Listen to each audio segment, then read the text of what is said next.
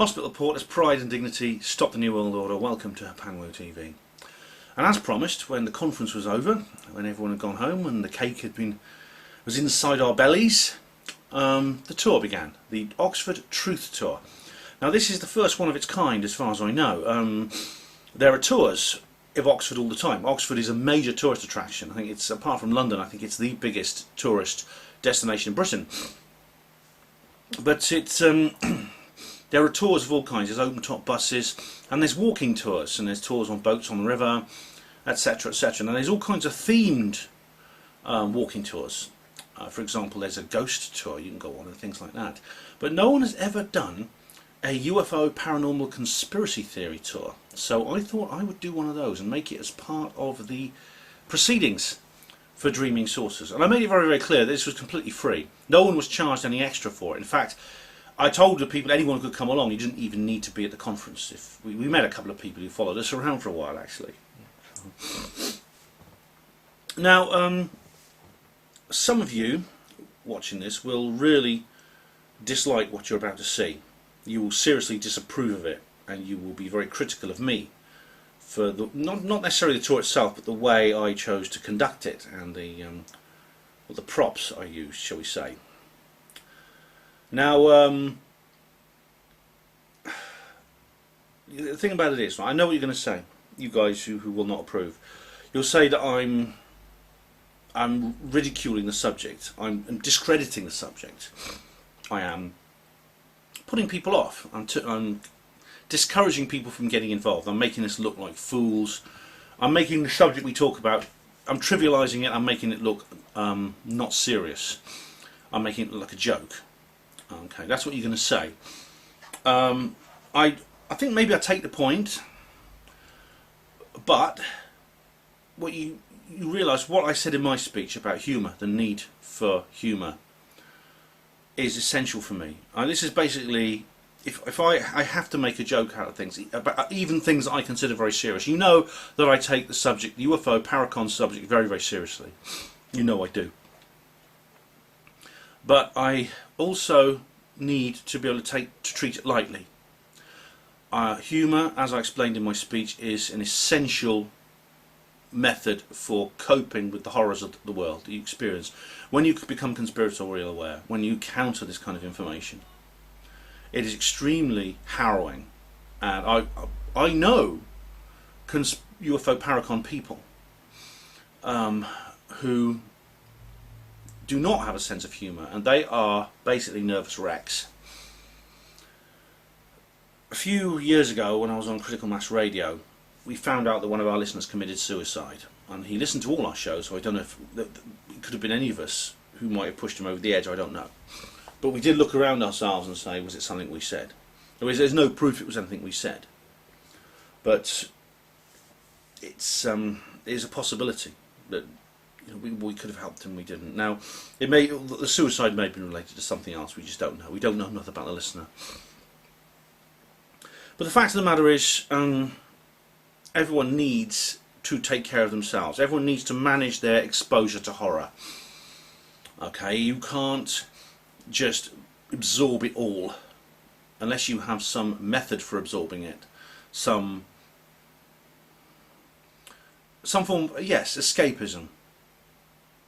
I mean, people are critical of doctors, because doctors have a very, very sick sense of humour.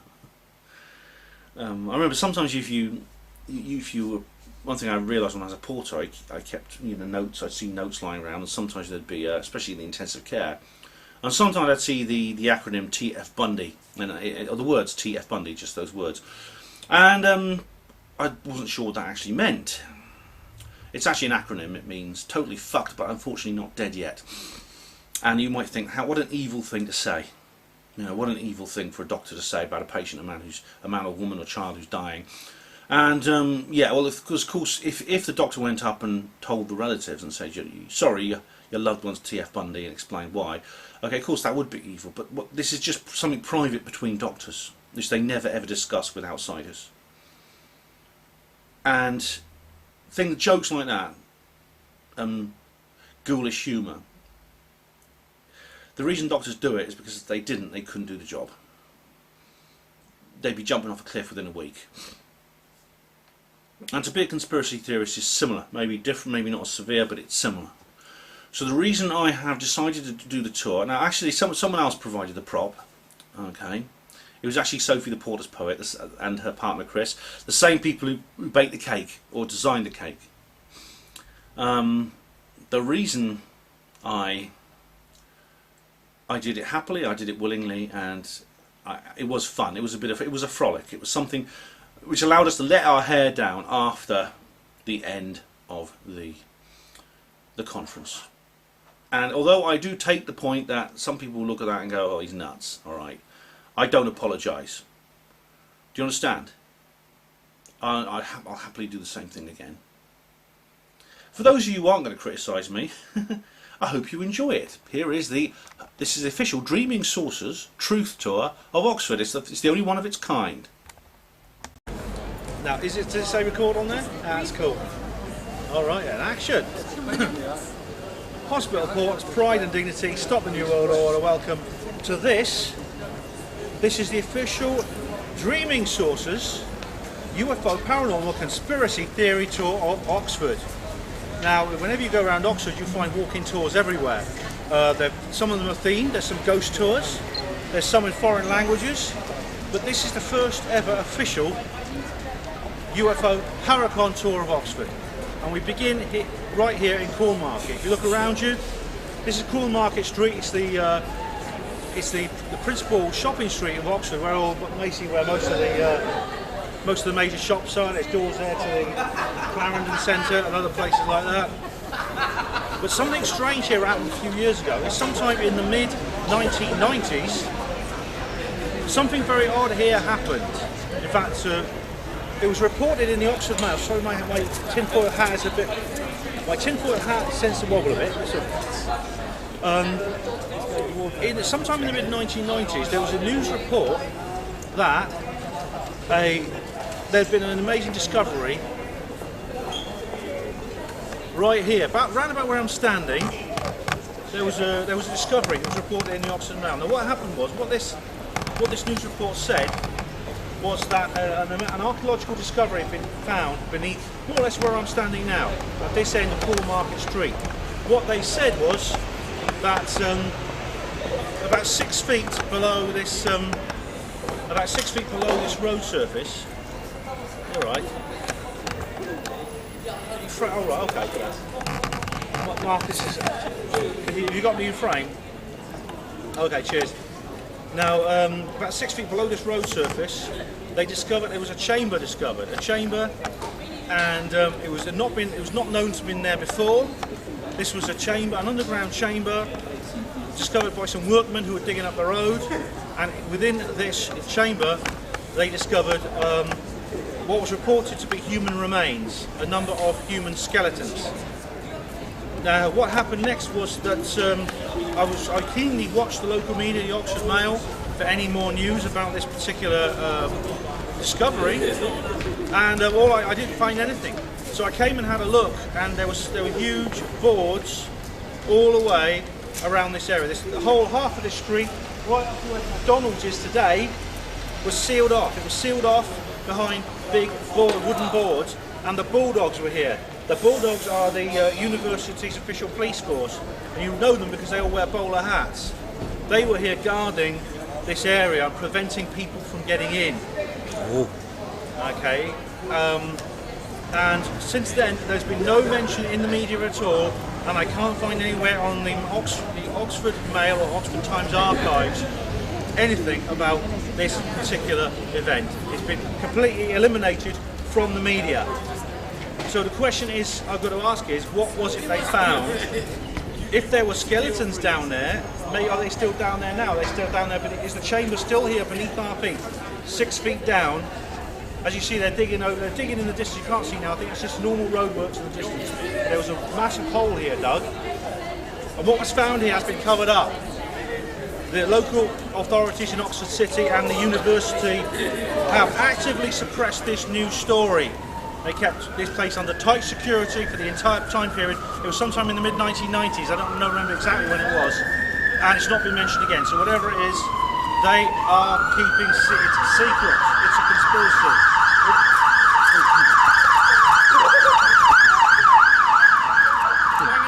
And the police have come for me. The police have come. So, I think that's it. Okay, that's it. Well, and so now we're going to move on to the next point of interest on this truth tour. Right, okay. Well, we've moved a few hundred yards from the corn market where the secret vault was, and we're now at the Bodleian Library. Now, what you see to your right is part of the library, one of the biggest libraries in the world. And if you turn to the right, you will see the Bodleian Library, one of the biggest libraries in the world. It's on both sides of the road. Whoa. But guess what? It's also under our feet. There's a basement level on this library which goes down between 5 and 7 levels, which goes under the road and links to the lower levels of the building on the opposite side of the street. So the building it's on both sides of the road, goes down, it's underneath our feet. Now, this is not a public library. You cannot simply walk in there and borrow books. Students and members can actually read books in the reading room in the library, and librarians will fetch them for you, but you can't take them out.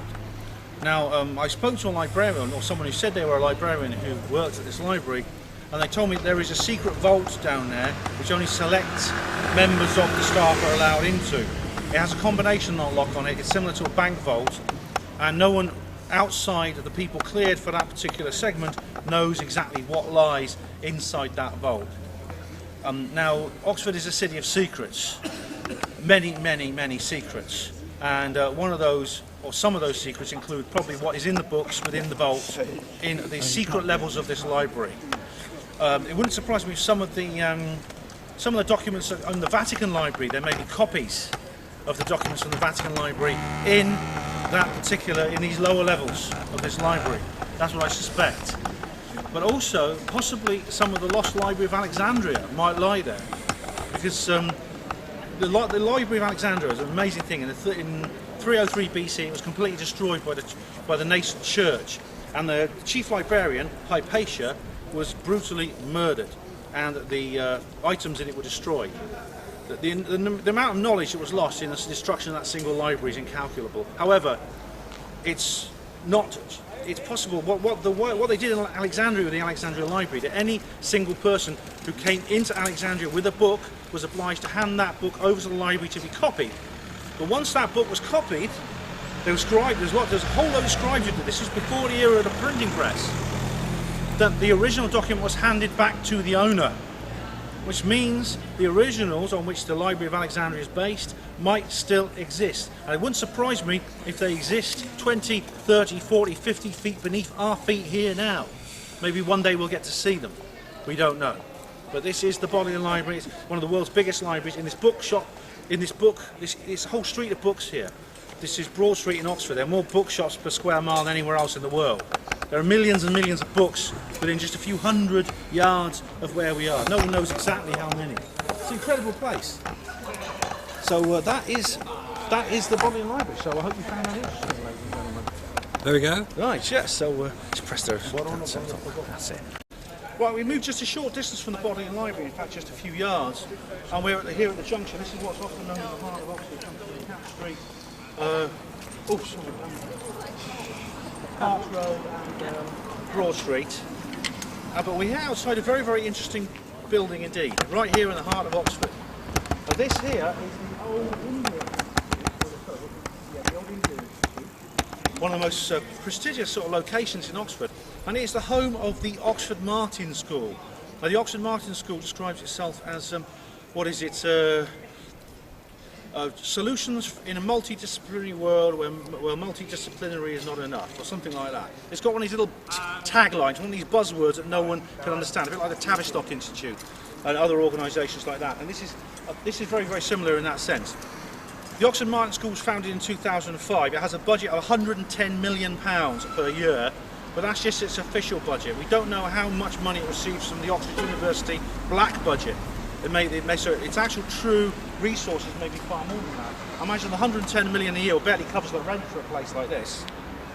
The Oxford Martin School, a very new institution founded in 2005, it's one of the few places on earth, in fact I think it is the only place on earth where you can study and get a degree in geoengineering. There is a geoengineering course at this university. If you read through the website of this university, its mission statement has lots and lots of words which I think are very, very sinister. And there's always a red flag whenever you hear words such as sustainable. That's one of its words. And it talks an awful lot about the need to alleviate climate change. And the need, it talks about resource depletion. That's another one, resource depletion, resources. And sustainable. It talks about the need to alleviate climate change and through drastic measures. And the wealth redistribution is another term I've heard them use. They do multiple videos. You can often attend public lectures here. That's right. It's worth attending them. They're very interesting. But the important thing, the key thing is here. It's rather radical stance on various environmental measures. For instance, like I mentioned, geoengineering. Now, I'm not suggesting that chemtrails and the chemtrail activity is organised from this building behind me. I'm sure it is not. However, it's possible that talent scouts for the chemtrail programme may be operating within this institution, looking for people that they think might have the right kind of stuff for initiation into the chemtrail programme, or even something more drastic, such as the kind of things that Mark Devlin was talking about on the conference relating to transhumanism. Yeah, transhumanism and the little vaccines and the population reduction, things such as that. We don't know. I have no evidence of that, but it's that kind of institution. Now, I'm not.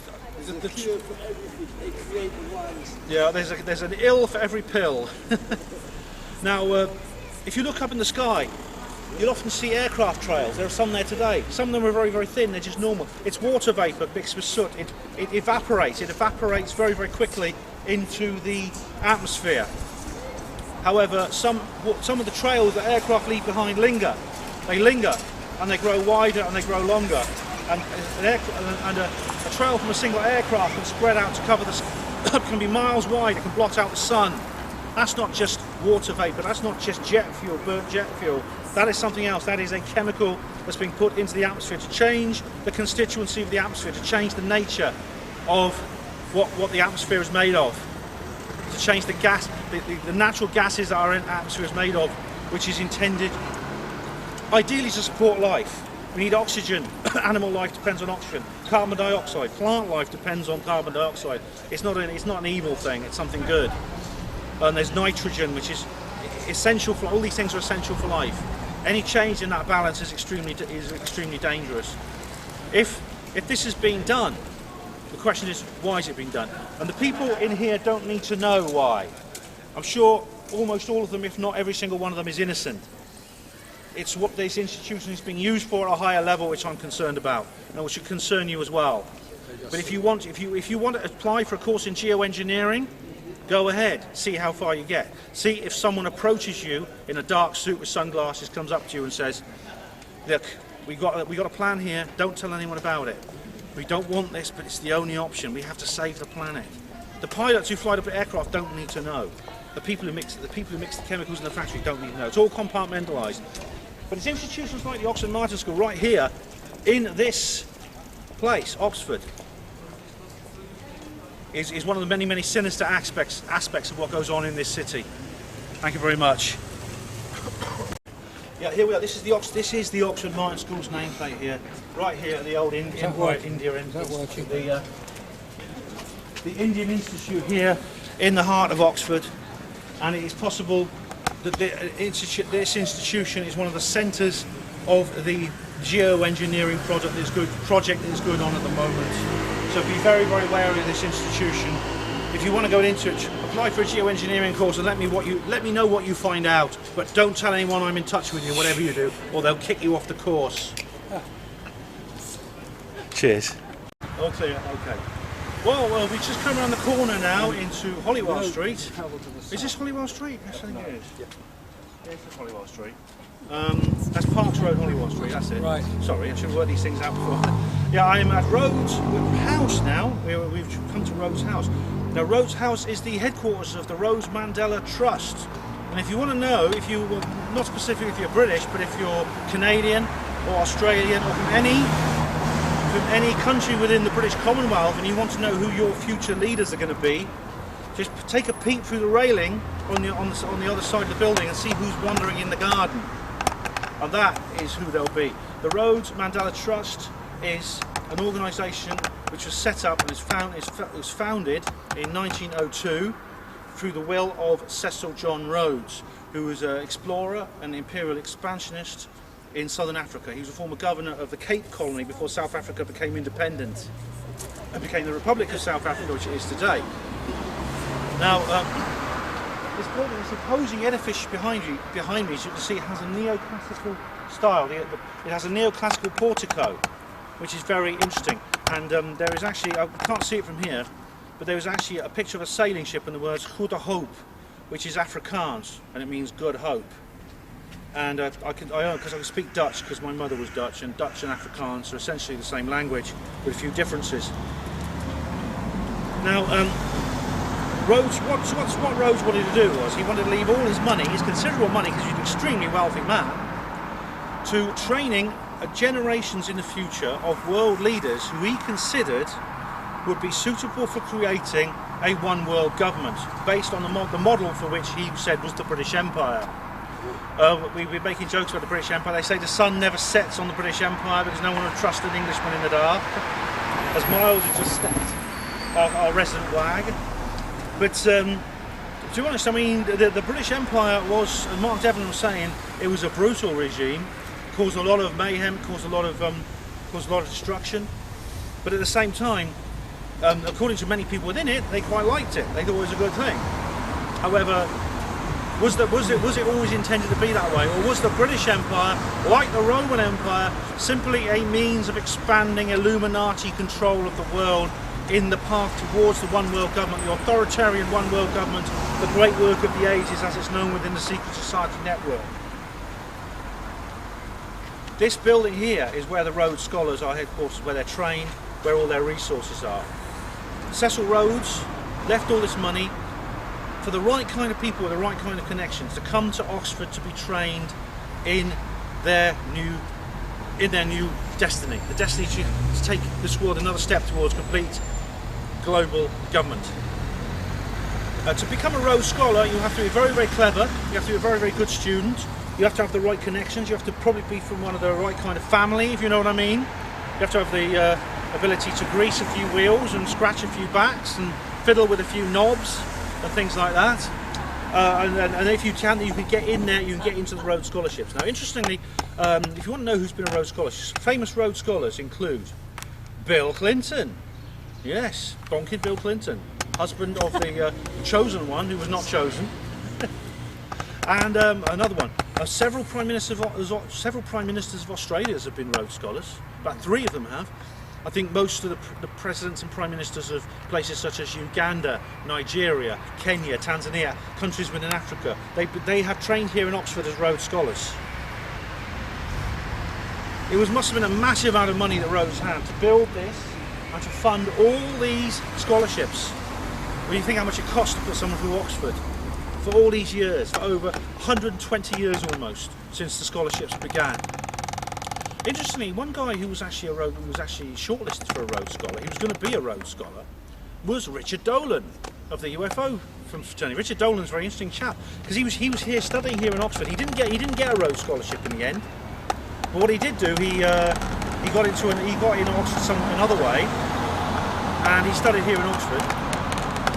But he was actually doing a module on UFOs just as part of a political science and history course. And this one module changed his life. He dropped everything he was doing and decided to study UFOs. And the rest is history, as they say. Rhodes House sits here in the science area of Oxford. This is a very, very interesting place because all the way along here to the other end of Longwall Street, so it's about getting close to a mile across this area here, is dedicated to science. There's laboratories of all kinds, of chemistry, physics, biology and everything else in between. I think this is, I don't know for certain, but I think this is the only example of an actual civil district of a city being dedicated to science. I think it's the only places here in Oxford. Now, it's an interesting thing about this particular trust is that it dates back to what Cecil Rhodes was doing. Cecil Rhodes, like I say, was the governor of the Cape Colony, but he was an expansionist. The country of Zimbabwe was originally named after him. Cecil, it was called Rhodesia after him, before it changed its name in 1982 when Robert Mugabe took power. Robert Mugabe is actually a British agent, and he's probably connected to this organisation in this building behind me, ironically. So the idea that Zimbabwe suddenly became independent and free is nonsense. Now, when Nelson Mandela died in 2013, he actually died in the spring of 2013, but it wasn't announced until until a few months later. There was a big fuss about what was going to happen to South Africa, because that unhappy country, they felt, deserved a break after all its trouble for all its years. And there was in Pretoria and Cape Town, everyone was debating about what to do and what we're going to do. How are we going to move this country forward into the new era after Nelson Mandela has died? And ironically, the news was around there. The newspapers were focused on the South African Parliament in Cape Town, in Pretoria, listening to the President Jacob Zuma and all these other people talking about what was going to happen. What's going to happen to South Africa now? But all the time that was going on, and the news media was fixated on that event, the decision about what was going to happen to South Africa was probably being made in this building behind me. You must understand that governments come and go, regimes come and go. All through the 1980s, there was a massive campaign to end the apartheid regime in South Africa, the one-party state that separated white and black people and gave white people all the privileges. There was a massive international campaign to actually end that and to change it. The thing about it is, though, that the South Africa was controlled secretly by the Rhodes network. It includes various diamond industries, such as the London Rhodesia Company and the Tiny Rowlands Institute, and De Beers, various diamond mines, all connected through the Rhodes network, which is headquartered here. And the thing is, though, in the end, Nelson Mandela was released from jail. He was let out. He was elected president of the entire country. But you know what? He was just a puppet. The Lonro, the Tiny Rowlands Institute, De Beers, these organisations still held power in the country, and it still does. It doesn't matter that a black man was put into the president's office of South Africa. People think, oh, that's it, they're free now. We don't have to do anything else. We got Mandela's out of jail. Mandela's out of jail. He's in the president's office. That's all right. That's all we need to do. That's all you need to do now. But no. The same power structure is in control of that country and has been controlling that country for over 150 years. And it's headquartered in this building behind me. Wake up, people! It's a conspiracy!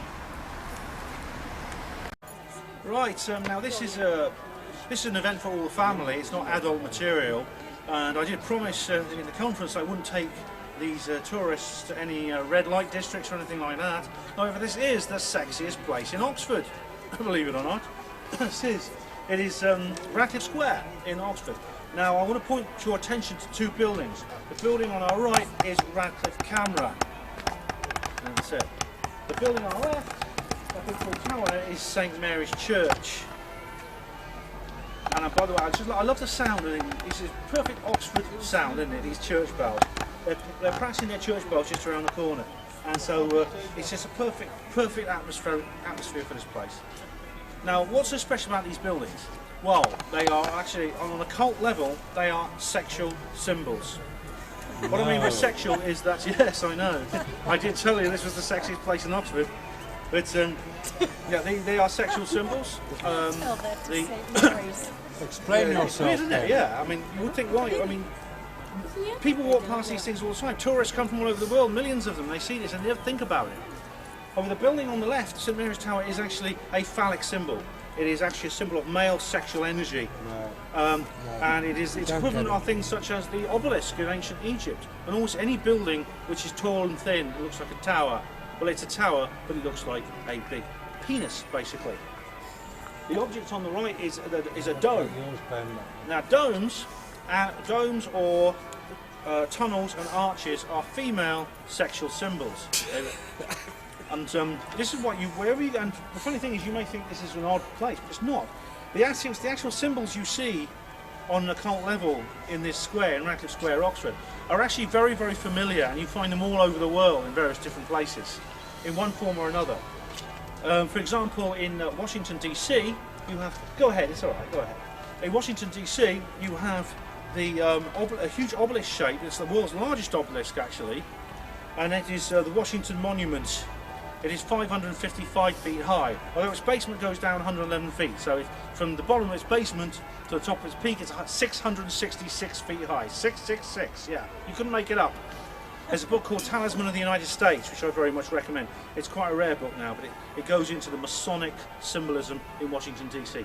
But not far from that big obelisk, the Washington Monument, you have the Halls of Congress. The Halls of Congress are topped by a dome, which is based on the dome at the top of St. Peter's Basilica in Rome, although it's white marble, it looks different. So you have the obelisk and the dome close to each other. In the aforementioned dome, in the aforementioned Rome, where you have St. Peter's Basilica, what do you have there in the square of Vatican City? You have an obelisk. It's an original Egyptian obelisk. Now, if you go to London, you see the same thing. You have one Canada Place. Is he all right? Yeah, he's curious. You have one Canada Place, which until the Shard was open, is the tallest building in Britain. And not far from that, you have that big white elephant, the Millennium Dome, which everyone hated. So why do they build it? Why do they keep it? Well, the reason could be is because it had an occult, symbolic necessity. Now, what these and you see this all over. You see it in other places all over the world. You see the obelisk and the dome, or the archway, or this tunnel together.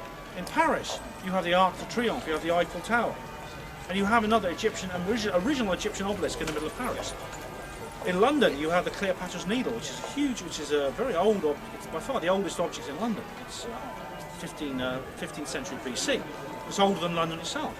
It sits at the entrance to the city of London, which indicates that's the sort of thing that should be in a museum. But it's in the streets in London. It indicates the importance of these things to the Masonic Illuminati elite who rule the world. They use these things to generate sexual energy. It's very similar to the orgone energy that Wilhelm Reich talked about. In the high level of the Masonic orders and the secret societies, they know about these things, which is why they do it. So have a look out in your own hometown for these various things. These various obelisks and these domes, tunnels and things like that. I mean, you even have a famous postcard. There's a famous postcard image, which you see everywhere, of the Arc de Triomphe in Paris with the you actually get a photograph of the Eiffel Tower underneath the archway. What you're looking at is an absolute diagram of the sexual act in occult symbolism. It's really amazing. Well, there's an awful lot more I could talk about here. I mean, I could go on for a week taking you to all the various esoteric places in Oxford. There's a massive number of them. But, we only have so much time. So this is the end of the Dreaming Saucers Truth Tour. I hope you've enjoyed it, and hopefully I'll get a chance to do some more in the future. Thank you for watching. Hospital Porters, Pride and Dignity, Stop the New World Order. Thank you for watching Paranormal TV, and please do come to any future Dreaming Saucers events I will do, because I'll do this tour again and maybe do others with a difference. Thank you very much. Right. Thank you. And just press the red button. Press that.